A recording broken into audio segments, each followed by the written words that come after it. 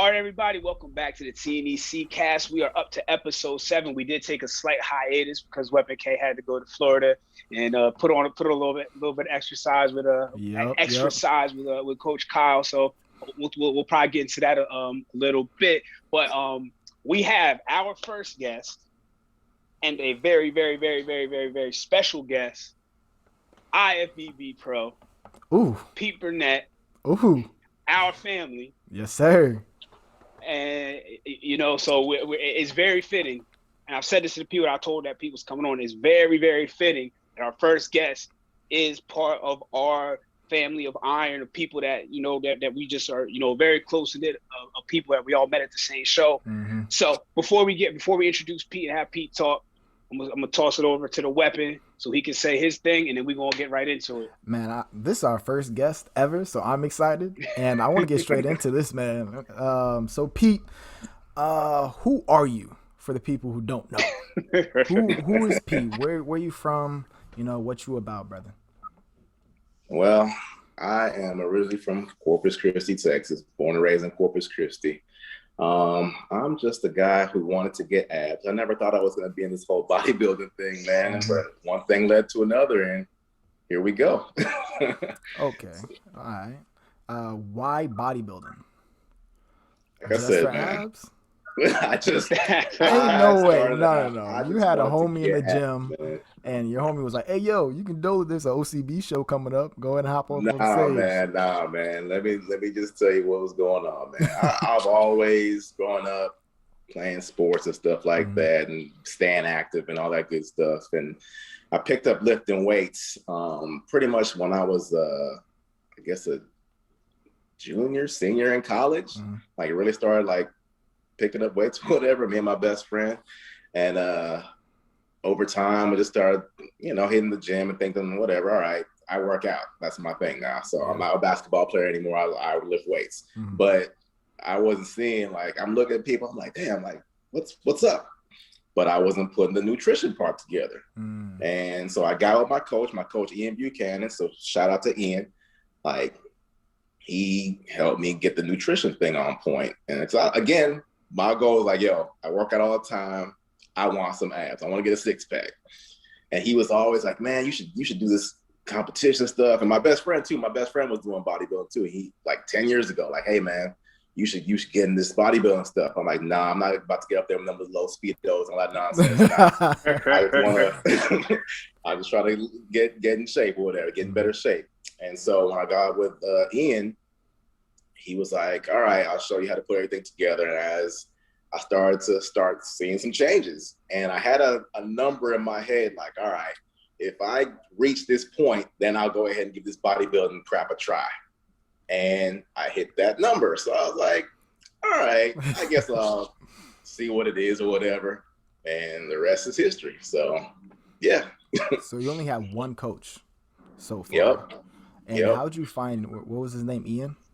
Ian Buchanan, and he went to Baylor with me. So he's an IFBB pro as well, and so he had been doing it for a while. He opened up a couple of gyms, and he was living in Tennessee for a while. Then he moved to Houston, and he opened up the gym, the Body Shop. And so when he opened that up, I went out, show support, and again, the rest is history there. So yeah. So let's take a step back and let's talk, because we all know you're a pro now. My man's a pro, which was inspiring for me at that time. Dog, I don't think you understand how hyped I was for you to turn pro, because I was like, man, this dude turned pro. I can turn pro. I can turn pro. We can do it together. And once again, share a stage once again. So what was your first show? My very first competition was City Limits Championship in April of 2019. Yeah, 2019. So shout out to Dre Diller, who's putting on that show again in April. I hate that I can't do it, but she's awesome. But yeah, that was my very first show, and I did well. So it was all right. It wasn't just the fact okay, I'm going to do the bodybuilding thing, because if I wouldn't have done well, that would have been it. But I went in, got some hardware, and yeah. So you strictly men's physique. You didn't step in you weren't a bodybuilder at first. You were strictly men's physique. No, I was always men's physique, men's physique all the way. And how many competitions have you competed in so far? So far, I have done 5 shows, 5 competitions. So the City Limits Championship was my first one. Then I did Battle on the Bay in Corpus Christi was my second. My third one was at OCB show. And that was one I wasn't really wanting to do, but my coach was like, man, go ahead, shoot for it. See if you can get your pro card. But you got that pro card right there. We don't talk about that. That's in the trash somewhere, dog. Well, yeah, then I did Southwest Championship before I hit the stage at North Americans and got that pro card. So what made you switch into the NPC? Was it the competition? The competition is much more deep in the NPC? Well, no, because I started out in NPC. Like that OCB show, like I said, that was just kind of just one that we just signed up for. But if it wasn't really for that, it was an opportunity to just kind of test the waters and see. And then, of course, it's the opportunity to go pro was there as well. That was worthwhile. But if it wasn't like, I was just really just testing the waters, really. But NPC, all the other shows I've done have been NPC. So most important question. Whenever you went to North American, did you know you were going to go pro, or was it just like I'm gonna shoot my shot because I'm nationally qualified? I'll just say I was confident because as I was training every single morning, and it's like I was listening to you on the podcast and you talked about you had your lists, and I had my focus every single morning when I was doing my cardio. I wasn't like Isaac running out these, he's a speed demon out there. I was getting my slow boogie on, man. I was slow boogieing, but I was getting my cardio in. But I told myself, Peter Burnett, IFBB Pro. Peter Burnett, IFBB. I said it every single time, every day. And so when I just knew I had that goal in my mind that I got to get this done. And again, I went out there and when they said that, they knew IFBB Pro, it was like, thank you, God. Thank you. And that's another thing, too, is I believe. I prayed to God every day. I asked him, hey, help me accomplish this goal. And he is faithful, and he helped me accomplish the goal. So I give all glory to God. Yes, sir. Yes, sir. So I want to jump in on it since we're talking about when Pete was in Pittsburgh. So, Pete and I talk fairly frequently. So we were talking a lot, leading up to it, just support. Because Pete all of us, we're all self-motivated guys. So I didn't have to go, oh, Pete, go get it, I remember I'm sitting there in my office, watching it because they were streaming it. So I watched them, go through. And then when they were announcing, and I just remember, because I messaged him. I knew he would obviously have his phone, but I remember I messaged him right away because, which is pretty dope that on this TNEC cast, I can say what I've got to witness. Now, granted, unfortunately, I wasn't in Pittsburgh, but what I got to witness with Kyrie, where I got to witness, with Pete, I was so glad I was able to see. That's the beauty of the internet. And because I remember when they said, and your new IVV Pro, like look, anybody that knows me, I'm nuts, but I'm also emotional. So I teared up. So I was so happy for him. That's my man. That's not somebody, like, to me, it's like, it's cool. You see somebody that and it's, whatever, but seeing somebody that, like, that's your real, that's my man's up there and knowing and everything like that.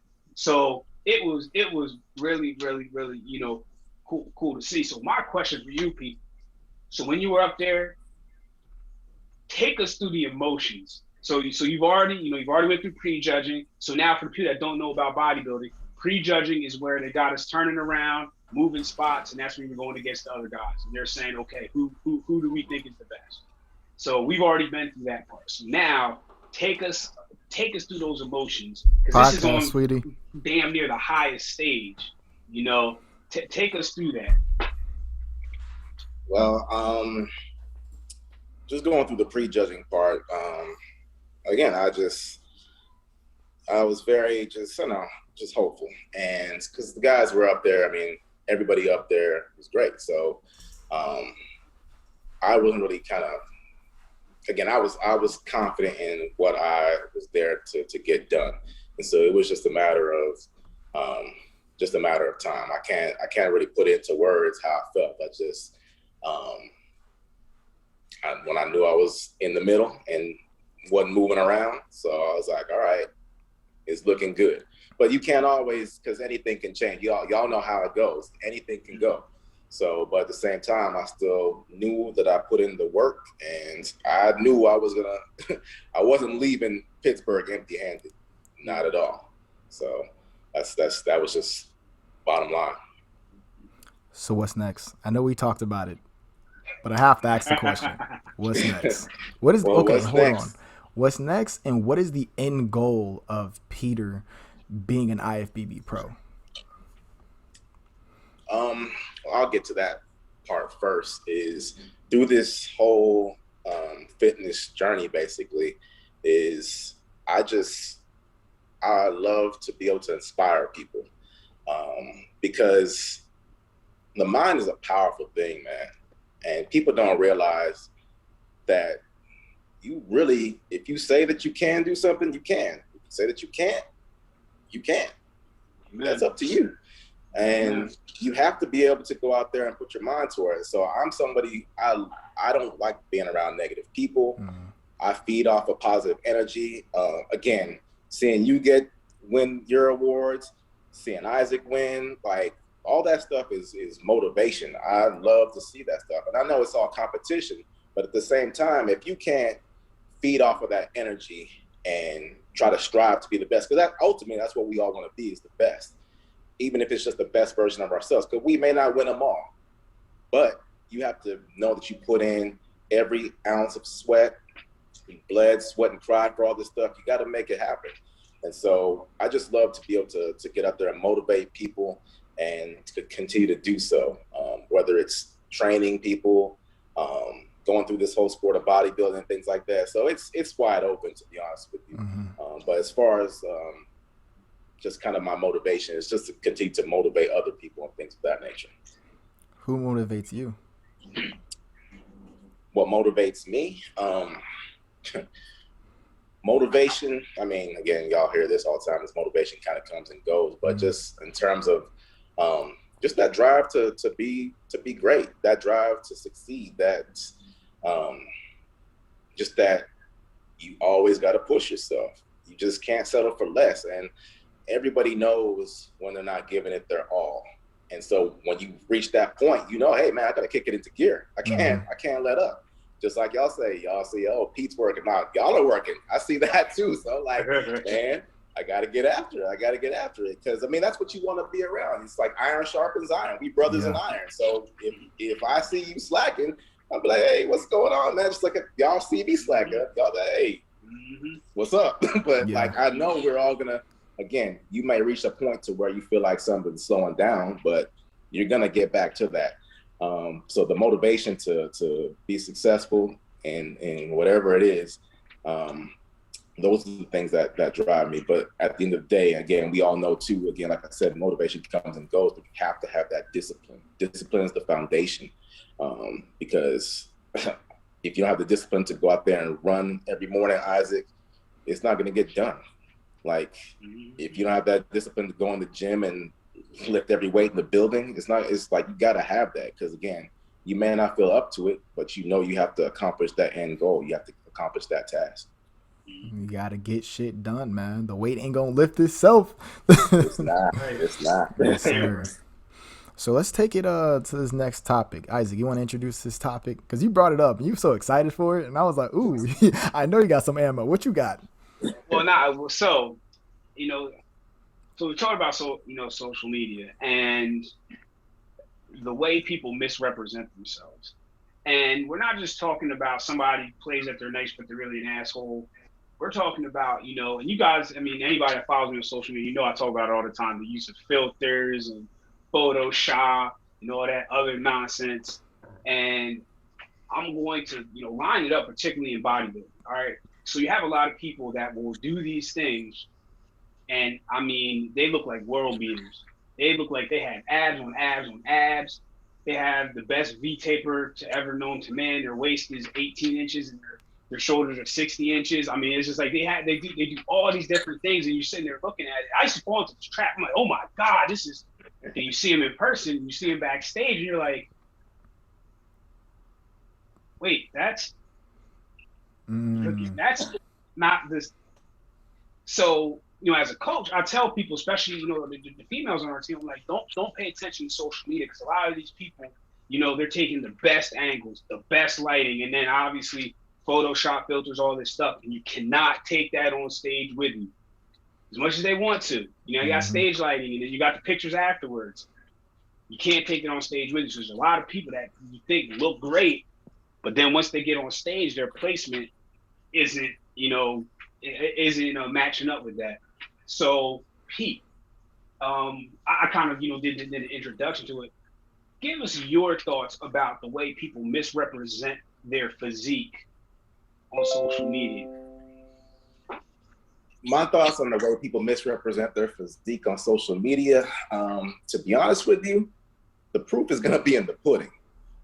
You can do whatever you want to with your pictures. I'm not going to police anybody's social media. Like, if you want to add a 12-pack on your thing, knock yourself out. But when you line up on that stage and you ain't in first call outs, you ain't top 5, none of that, you ain't win. Like, hey, I hope it's worth it to airbrush abs or do whatever it is that y'all doing. But you got to win. You got to, if you're going to be in a competition, I hope you're competing to win. You're not competing for likes and all that other nonsense. So at the end of the day, I don't know.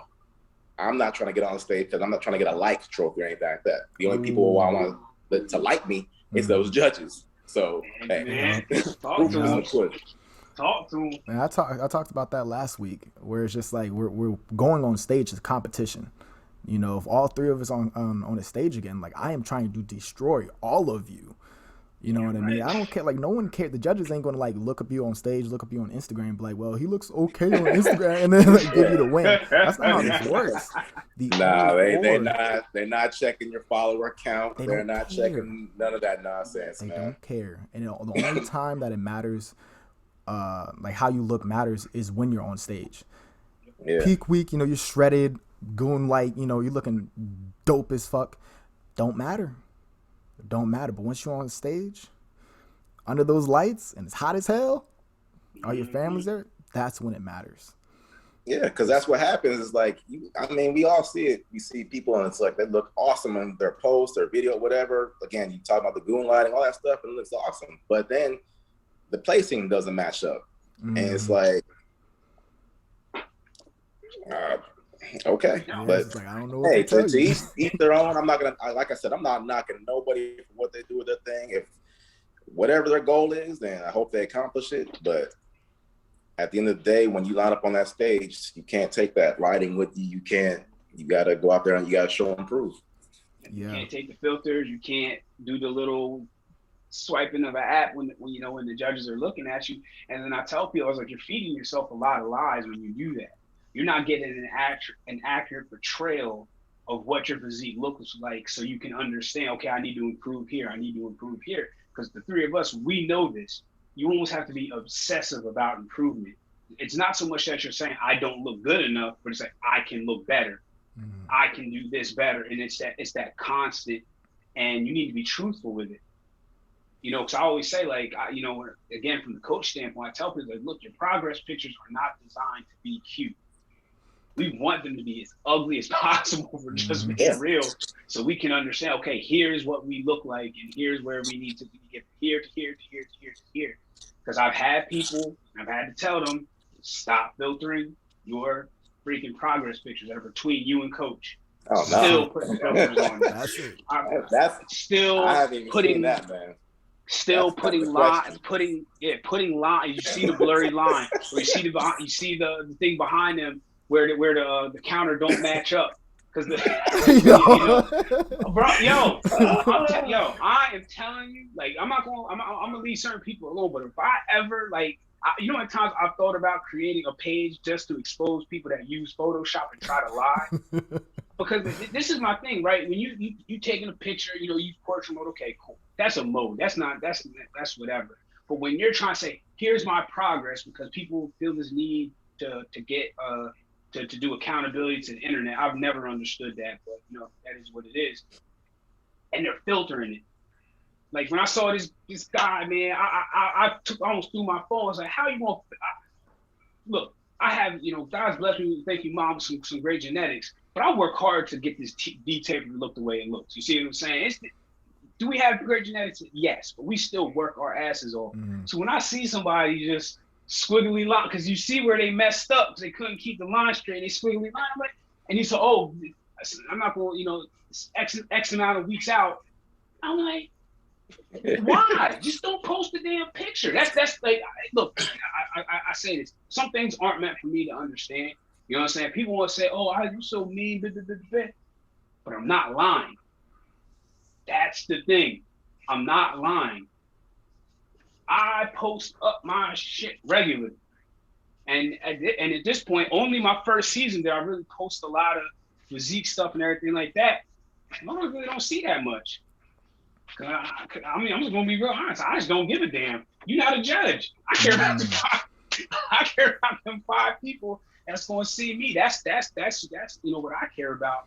And and that also just tells me that when we on stage, I already know I got your heart. Yeah. Because people don't think that what we do is mental, but trust me, it's mental. Because when they see me, because I know can't nobody question my cardio. So I go to the mental side of it. When we up there and they spin, because when all 3 of us were on stage, we were just getting spun. We was getting moved around. I mean, we was up there. We was up there and we was working. And you see some of them people, they start to falter. Yeah. And 9 times out of 10, it's somebody, because don't think I'm above now saying, I saw you Photoshop while we up on stage. Don't think I won't say it. Don't think disrespectful. Don't think I won't say it. You know what I'm saying? You touched but Oh, go ahead. No, I was just going. I mean, because you got so it's like with social media, right? Sometimes people don't realize they're giving. You're giving so. I'm very cerebral. You're giving me a lot of information about how you are. If I know I'm next to you, I know how to get an advantage on you because you're showing everything. I know. Okay, I know exactly what I'm going to do. I don't know why people do it. In football, basketball, people don't put the plays out there. I mean, execution is everything, but I mean, you're giving me all the fuel I need. So now not only are you misrepresenting yourself, telling me that you're weak-minded, you're giving me everything else that I need.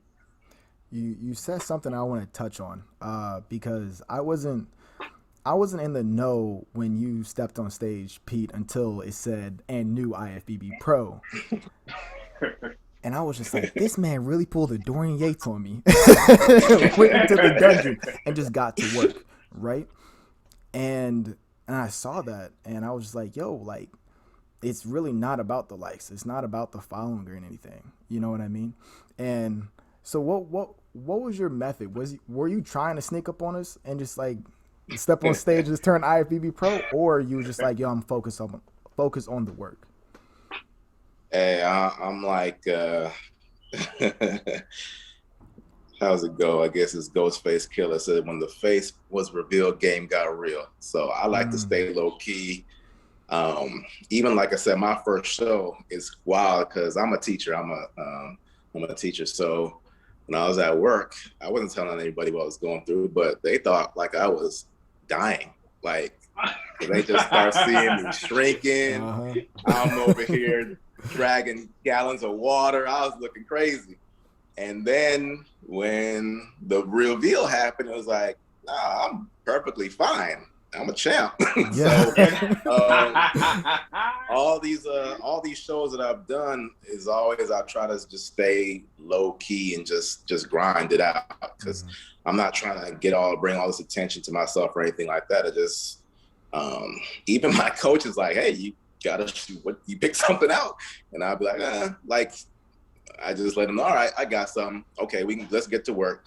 But I just stay low key, and every now and again you might see something that you might be able to decipher on my Instagram page, like, okay, he got something coming. But for the most part, I do like to pop up. But now that this I'm going to change that method. I'm making that announcement now that when I actually do have a show lined up, it's going to be known so that it's not going to be no underground stuff going on. Yes, sir. Yeah, but I think it's a time and place to do that. You know what I mean?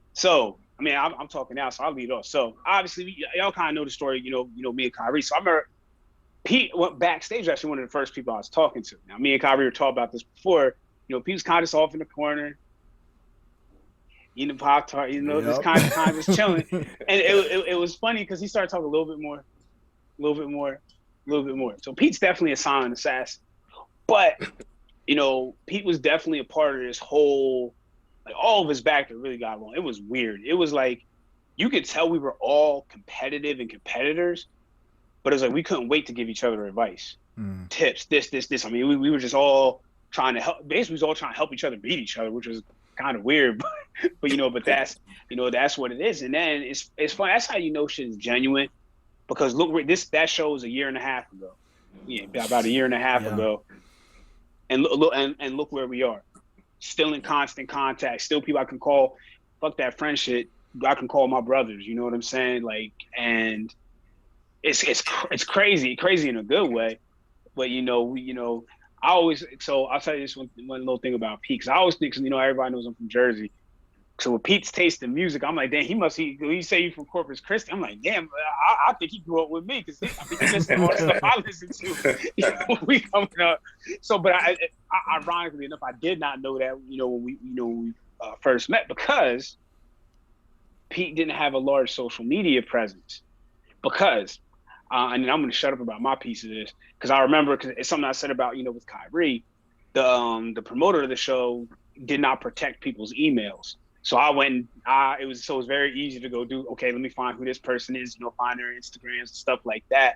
And Pete wasn't posting too much. I saw he had posted like one or two show shots. I'm like, okay, Stu's okay. He's okay. I see. I'm gonna have to, I'm gonna have to work. But but he wasn't, saying very much. And it was kind of like, I'm gonna come to Dallas and do this show. And then he was boom, there he was. Well, but yeah, I guess I'll say that's a little my side of it. So I don't know, Pete, K, whichever one of you guys want, jump in, kind of, talk about our experience there. Man, listen, when I saw you backstage eating Pop-Tarts while pumping up, I was like, this is a bad man. I was like, this is like before we even stepped on stage. I was like, damn, I should have stayed home. And it was even better because you were quiet. It was like everyone's like talking. Hey, can I bum a rice cake? Yeah, you got it. Da, da, da, da, da. Over there, just eyeballing everybody. So like, are you naturally an introvert, or like in your other shows, are you just like out there networking and stuff like that? Nah, I'm a real chill, laid back guy. So yeah, I got to warm up, but I was definitely peeping the scene. And I remember when I saw you, I was like, this fool got it. This fool, he got something. I saw Isaac, I was like, this fool, they got, they're about to do some stuff here. So I was just peeping the scene. But again, just the environment, I had to kind of drop that ice. So I was like, all right, let me go ahead and start talking or whatever. But I was checking y'all out. Like Isaac said on the, with the emails, when that happened, I started to notice all of a sudden a lot of people started checking out my stories and stuff like that. So I was like, all right, people see what's going on. Because like you said, I didn't have, like, I shut down pretty much my social media. I stopped posting because that's what I used to do. I would just kind of go ghost on that, but I kept my stories going. But like I said, I started to see people checking stuff out. So I said, all right, let me go ahead and check y'all out. And so that's kind of what was going on. But I did peep what was going on. But like I said, everything, as we kind of started getting cool with each other backstage and just helping each other out, it was very a genuine thing. And it was definitely strange because, like I said, I had done 2 shows before and it definitely wasn't like that. Matter of fact, I'm trying to think if any of them have really been like that.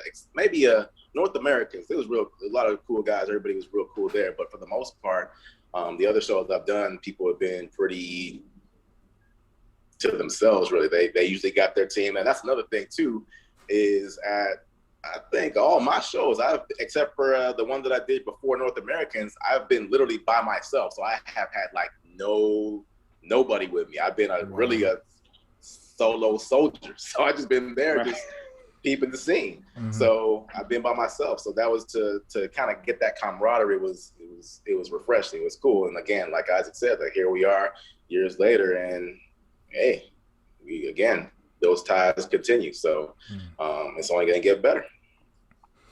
Well, we appreciate you having you on. Before you get on your pro debut, we need to have you on again because this shit was fun. You are our first guest, yes, sir. So we do appreciate you. Yes, sir. I appreciate y'all having me. And then next time we should have 3 pros in here, maybe. Hopefully. You're still technically. No, it doesn't. No. It's nullified. It's gone forever.